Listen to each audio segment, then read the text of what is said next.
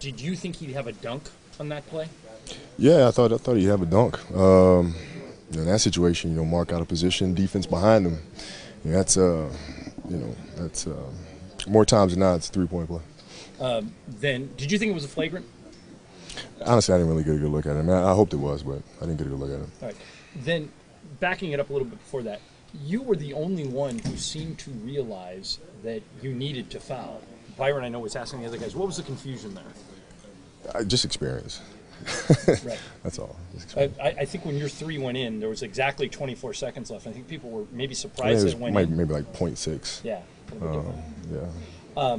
And then at the very end of the game, that was a great look. Did you think it was going in? Honestly, I was surprised that I got that good of a look. I mean, it's a tough shot. The main concern was just trying to get it off in time, Right. give it a chance. So obviously a frustrating loss because you guys weren't at the entire game. What decided it at the end more than anything?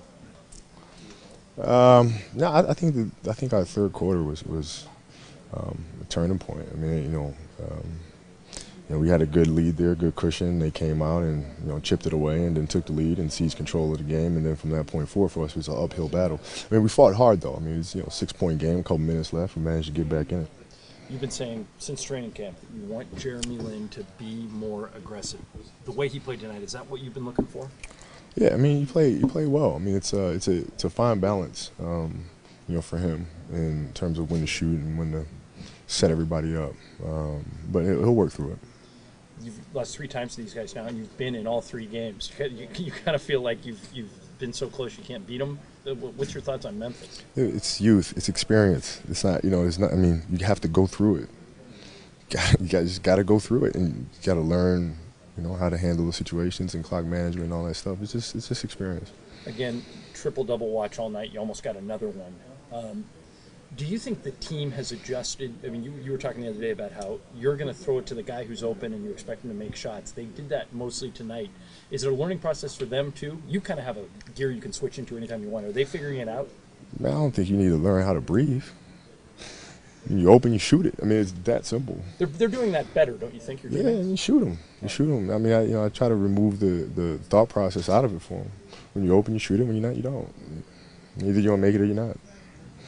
Defensively, you guys played better in Denver, spurts of it tonight. Were you happy with the defense tonight? I was, actually. I mean, we did a good job. I think the area we really struggled tonight was fouls. We put them on the line way too much. What's the challenge of Conley and Gasol? I mean, they're good, obviously, but do you feel like you guys put up a fight against those two? I mean, they're great players.